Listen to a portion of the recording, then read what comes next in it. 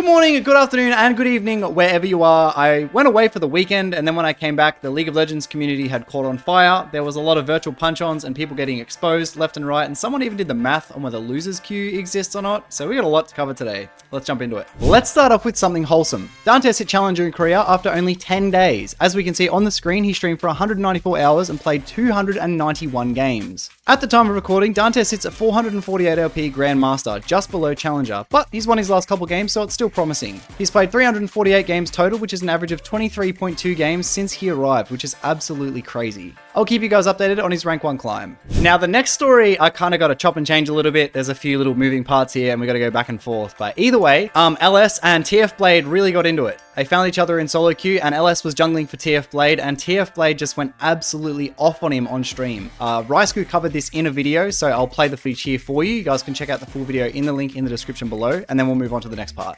Just for context, in the game, TFBlade was playing Jax mid, and LS was on Ivern in the jungle against a Zac. This was TFBlade's initial reaction. Is my MMR this slow that I'm playing with a reject like fucking LS? How the fuck am I playing with this diamond fucking freak?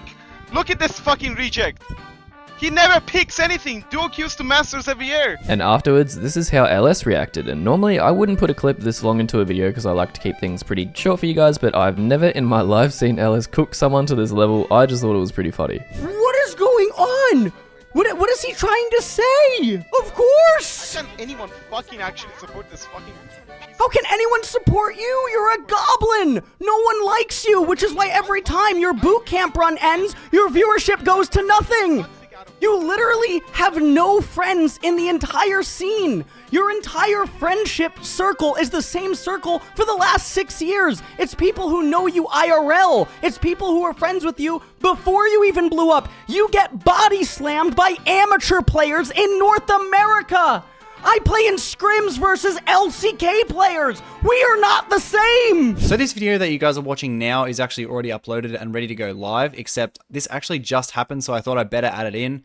TFBlade was just banned, ending his rank 1 rush in Korea. According to LS's tweet, it was due to targeted online verbal harassment, which is legal in Korea. This was towards Korean pros in solo queue. Obviously, we know TFBlade can get pretty heated when he plays the game, so he probably would have said some stuff that's pretty inappropriate. Dantes also responded to LS's tweet condemning him for bringing more light to this, to which LS said that's actually already live in the Korean threads. He's just posting it to a non-English speaking audience. So now that TFBlade's out of the race, I want to know your guys' opinions. Do you think the bans deserve? Let me know in the comments below. So again, adding this in after I've actually made the video, but apparently every single Korean boot camper just got permanently banned. As we can see on the screen here, Dantes shows his permanently suspended screen, as well as Alois, who was ranked 23 at the time, or somewhere in the top 25, who's a good friend of mine. A Riven One chick also just got banned as well. No one knows what's going to happen next, but apparently this is all kind of like a collateral damage sort of thing to the TFBlade sort of situation. Blade was the first one to get banned, and then everyone followed after. Again, I don't have any information, and the video is just about to go live, so I'm editing this again for the 4th time, but as soon as I know more, I'll make another video about it. But then something kind of funny happened. Caedrel reacted to Ryscu's video on stream, and it kind of like sparked a little bit of a discussion.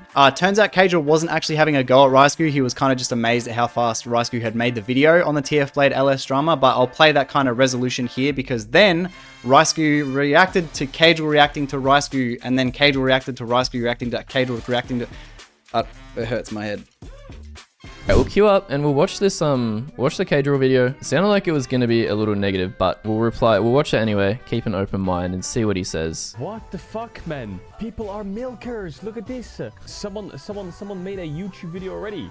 I mean, yes, I feel like you can say that it's milking, but also, I mean, first of all, he's allowed to have his own opinion on whatever the content is 100%. But, I mean, at the end of the day, I'm sure he's a very nice guy and no offense to him, but I don't make the videos for him, you know. I make it for the 100,000 other people who watch it and enjoy it, and, you know, that's the reason I make the videos. So he's allowed to not like the content, first of all, to him, but I don't make the videos for him, you know. I make it for the 100,000 other people who watch it and enjoy it, and, you know, True. I apologize. I didn't mean it like that. Not like the content. I didn't mean it like that.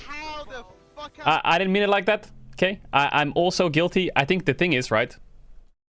Like everyone these days has, like, for example, I have a Caedrel Clips YouTube channel that has like full React content. Also, if you guys enjoy this type of content and appreciate the videos I make, be sure to subscribe, as it only takes a second and you can always change your mind later. So the next kind of e-beef we got going on here is between VaporaDark and Yeager, who both make educational League of Legends content. VaporaDark made this like 35-minute compilation of all of the things that Yeager's done online in a malicious kind of manner, including burner accounts talking down on Vapora and other creators as well, linking them back to things that Yeager has said and the burner account, giving an association between the two. I will have that full video in the description if you guys want to check it out yourself. Vapora then made a Reddit post saying that he'd found one of Yeager's burner accounts, an account that he'd been deranking. For those that aren't aware, deranking is where you purposely lose games, which is obviously a not good thing because you're ruining everyone else's game, just to get a low ranked account so you can start smurfing from a really low MMR and build it up so the OPGG looks really impressive. In this case, it was this Kia Horiki kind of account, and as you can see, he had like a 16 loss streak all on a Mumu and these other random champions, and then he just starts smurfing on Yone.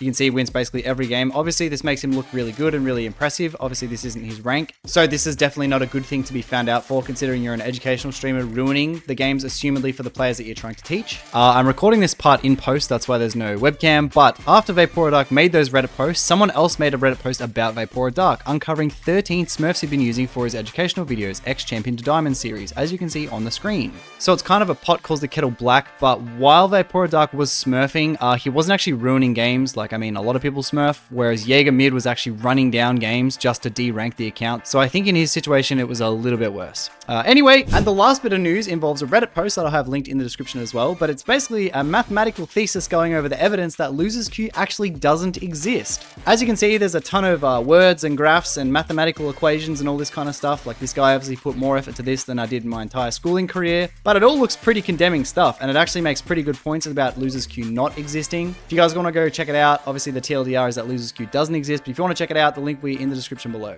Anyway, a lot of drama going on. You guys know the drill. I'll make more videos as everything develops, but thanks so much for watching today, and I'll see you guys in the next video. Bye!